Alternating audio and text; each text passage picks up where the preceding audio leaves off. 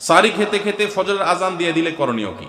সাহরি খেতে খেতে যদি ফজরের আজান দিয়ে দেয় এবং ওয়াক্ত হয়ে গেছে, ওয়াক্ত মতোই আজান দেওয়া হয়েছে, আজান দেওয়া হয়েছে তার মানে ওয়াক্ত হয়ে গেছে, তখন আপনি খাচ্ছেন, তাহলে সেই রোজা আপনাকে আবার রাখতে হবে, এই রোজা হয় নাই। কারণ সাহরি খেতে হবে ফজরের ওয়াক্ত হওয়ার আগে আগে। ফজরের ওয়াক্ত শুরু হয়ে গেছে, তখনও আপনি খাওয়াতেই আছেন এবং গিলেছেন, তাহলে আপনার রোজা হবে না। যদি এমন হয় যে ওয়াক্ত হচ্ছে তার আগ মুহূর্তে খেয়েছেন, এখন মুখে খাবার আছে, খান নাই, নিয়েছেন খাওয়ার জন্য, বাকি ওয়াক্ত হয়েছে বা আজান হয়েছে দেখে আপনি ফেলে দিয়েছেন, তাহলে রোজা হতে পারে।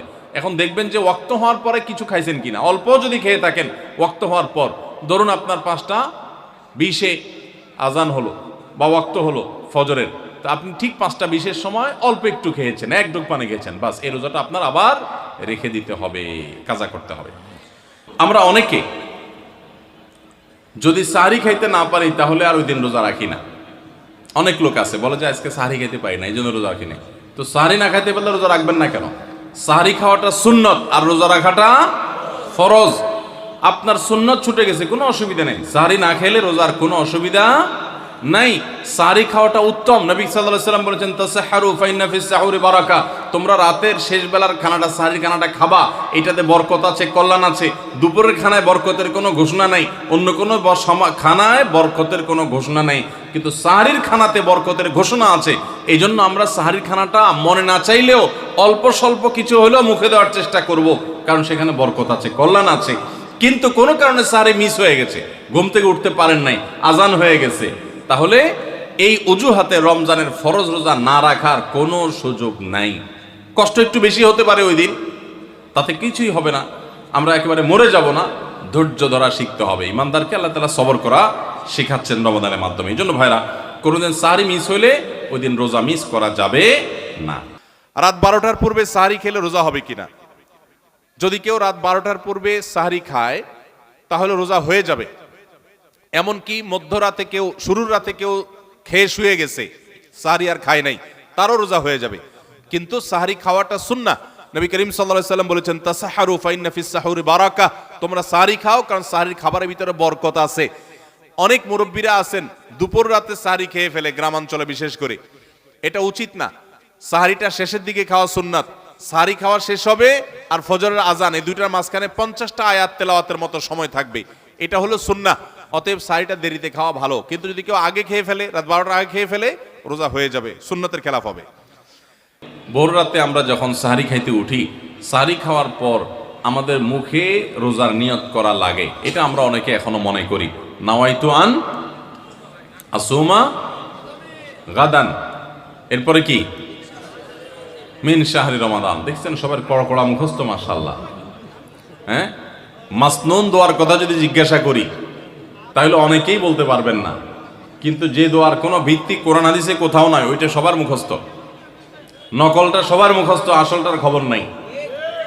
রমজান মাসে বা রমজানের বাইরে কোনো সময় রোজার নিয়ত মুখে উচ্চারণ করা, এই যে নাওয়াইতু আন আসুমা গাদান মিন শাহরি রমাদান, আরো কি কি আছে, এরকম কোন দোয়া পড়ার কথা কোরআন কিংবা হাদিসে কোনো নির্দেশ আমাদেরকে দেওয়া হয় নাই। আপনি সাহরি খাইতে উঠছেন কি জন্য? রোজা রাখার জন্য। রমজান রোজা রাখার উদ্দেশ্যে সাহরি খাইতে উঠছেন, বাস এটাই নিয়ত। নিয়ত মানে মনের উদ্দেশ্য। নিয়ত মানে কি? মনের উদ্দেশ্য। অতএব সে উদ্দেশ্য আছে, তাতে নিয়ত হয়ে গেছে। মুখের নিয়ত করাটাকে যারা জরুরি বা আবশ্যক মনে করেন তারা অবশ্যই ভুলের মধ্যে আছেন, এবং এটাকে জরুরি আবশ্যক বানানোর কারণে বেদাত হতে পারে, বরং গুনাহ হতে পারে। রমাদান কেন্দ্রিক একটা ছোট ভুল বলা যেতে পারে যে এই মুখে নাওয়াইতু আন আসুমা দোয়া পড়াটাকে আমরা জরুরি মনে করি। অনেক ক্যালেন্ডার ইত্যাদি দেখবেন এরকম, রমজানের ক্যালেন্ডার, ইফতার সাহরির ক্যালেন্ডার, ওখানে দেখবেন এরকম দোয়া দেওয়া আছে। এই দোয়ার কোনো ভিত্তি কোরআন অথবা হাদিসে নাই। নকল জিনিস বোঝার একটা সহজ পদ্ধতি বলি, এই যে দোয়া আছে নাওয়াইতু আন আসুমা গাদান, এই দোয়ার শেষে হাদিসের কিতাবের নাম, বইয়ের নাম, হাদিস নম্বর, কোনো রেফারেন্স দেখবেন না। বুঝতে পেরেছেন? এটা হলো মেড ইন জিনজিরা জিনিস, আইটেম যেরকম দেখেন না, ওই রকম। আমরা বেশিরভাগ মানুষ, শতকরা হয়তো 90%-এরও বেশি মানুষ, আমরা যারা রোজা রাখি, আমরা শুধুমাত্র পেটের রোজা করি। রোজাটা শুধু পেটের না ভাই, রোজাটা পুরো বডির, রোজাটা পুরো শরীরের, মাথা থেকে পা পর্যন্ত শরীরের প্রত্যেকটা অঙ্গের রোজা আছে।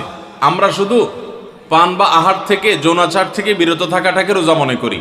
আপনি চোখ দিয়ে মোবাইলে হারাম জিনিস দেখলেন, যেই মেয়েকে দেখা আপনার জন্য অ্যালাউড না, আপনি তার ছবি দেখলেন, ভিডিও দেখলেন, সেটা নাটকের নামে, সিনেমার নামে, কোনো ভিডিওতে, কোনো শর্ট ভিডিওতে, টিকটকে, কোনো জায়গায় আপনি দেখলেন, আপনি অনলাইনে অফলাইনে দেখলেন, তাহলে আপনার চোখের রোজা নষ্ট হলো। আপনার হাতের রোজা নষ্ট হবে যদি হাত দিয়ে কোনো গুনাহের কাজ করেন। পাও দিয়ে যদি কোনো অন্যায়ের পথে যান, পায়ের রোজা নষ্ট হবে। কান দিয়ে যদি আপনি মিউজিক শুনেন, আপনি গান শুনেন মিউজিক সহ, আপনি হারাম কিছু শুনেন, গীবত শিকায়াত শুনেন, তাহলে সেক্ষেত্রে কানের রোজা নষ্ট হবে।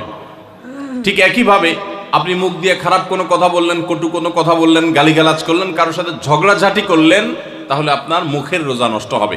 পুরো শরীরের প্রত্যেকটা অঙ্গ প্রত্যঙ্গের রোজা আছে। আমাদের রোজার দুইটা দিক, একটা হলো রোজার বডি, একটা হলো রোজার স্ট্রাকচার, আর একটা রোজার ফিনিশিং। স্ট্রাকচারটা দাঁড়াবে আপনি সবে সাদেক থেকে নিয়ে, সাহারি থেকে নিয়ে ইফতারি পর্যন্ত আপনি কিছু পান করলেন না, আহার করলেন না, এবং যৌনাচার থেকে বিরত থাকলেন, বৈধ সেটা থেকেও বিরত থাকলেন, তাহলে আপনার রোজার স্ট্রাকচারটা দাঁড়িয়ে গেল। কিন্তু এই রোজা বা সিয়ামের ফিনিশিংটা হবে তখন যখন আপনার মাথা থেকে পাওয়া পর্যন্ত শরীরের প্রত্যেকটা অঙ্গ প্রত্যঙ্গের রোজা রাখবেন। শরীরের প্রত্যেকটা অঙ্গ প্রত্যঙ্গকে যখন আপনি গুনাহ থেকে বাঁচাবেন, তখন আপনার রোজাটা পূর্ণতা পাবে। নবী করিম সাল্লাল্লাহু আলাইহি সাল্লাম বলেছেন, বুখারীর হাদিস, মাল্লাম ইয়াদা কাওলা যুরি ওয়াল আমাল বি ওয়াল জাহল ফালাইসা লিল্লাহি হাজা আন ইয়াদা তাআমাহু ওয়া শারাবা। যে ব্যক্তি রোজা রেখে মিথ্যা কথা বাদ দিল না, রোজা রাখছে আবার মিথ্যা কথা বলে, আবার যে ব্যক্তি মিথ্যা কাজ, প্রতারণা, 2 নম্বরে এই সমস্ত বাদ দিল না রোজা রেখে, যে ব্যক্তি মূর্খতা সুলভ কাজ করলো, এই ব্যক্তি রোজা রাখে উপবাস থাকায় আল্লাহর কোনো ঠেকা পড়ে নাই, অর্থাৎ তার নিজের কোনো লাভ হয় না, তাহলে এটা উপোস থাকা ছাড়া আর কি। ঠিক একইভাবে নবী করিম সাল্লাল্লাহু আলাইহি সাল্লাম বলেছেন, কোনো ব্যক্তি রোজাদার অবস্থায় কেউ যদি তার সাথে বিবাদে লিপ্ত হতে আসে, ঝগড়া করতে আসে, সে বলবে ইন্নী সায়েম, তোমার কথার বহুত জবাব দেওয়ার ছিল, কিন্তু আমি রোজাদার আছি, সো আমি তোমার সাথে কথা বাড়াতে চাই না। ভাইরা আমার, আমাদের রোজার সবচেয়ে বড় ভুল যদি আপনি আমাকে জিজ্ঞেস করেন, তো আমি বলবো সবচেয়ে বড় ভুল হলো যে আমরা রোজা রেখে নানান পাপাচারে লিপ্ত হই, নানান গুনাহে লিপ্ত হই। আমরা রোজা শুধু পেটের রাখি, আমরা আমাদের শরীরের অন্যান্য অঙ্গ প্রত্যঙ্গের রোজা রাখতে পারি না। রোজা মনেরও করতে হয়, মন দিয়ে কোনো খারাপ চিন্তা করব না, খারাপ জল্পনা কল্পনা করব না, অন্যায় কোনো কিছু করব না, মনের ভিতরে হিংসা রাখবো না, বিদ্বেষ রাখবো না, কারোর প্রতি শত্রুতা রাখবো না, এটা মনের রোজা।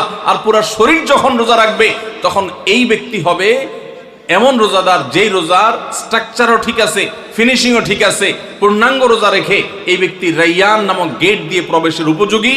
এই ব্যক্তি স্বয়ং আল্লাহর কাছ থেকে কিয়ামতের ময়দানে সেই মহাপুরস্কারের উপযুক্ত। এই ব্যক্তি সিয়ামের মাধ্যমে কোরআন এবং হাদিসে যত পুরস্কারের কথা বলা আছে সবগুলোর উপযুক্ত হতে পারবে। যে ব্যক্তির রোজা তাকে শুধু পেটের চাহিদা থেকে তাকে দূরে রাখে না, বরং শরীরের সমস্ত অঙ্গ প্রত্যঙ্গ দ্বারায় সমস্ত পাপাচার থেকে বিরত থাকার সংগ্রাম করে, নিয়ত করে, চেষ্টা করে এবং সেটা বাস্তবায়ন করে। আল্লাহ আমাদের সবাইকে তৌফিক দান করুন। সারি ও ইফতারে কোনো দোয়া আছে কিনা? সারি এবং ইফতারের দোয়া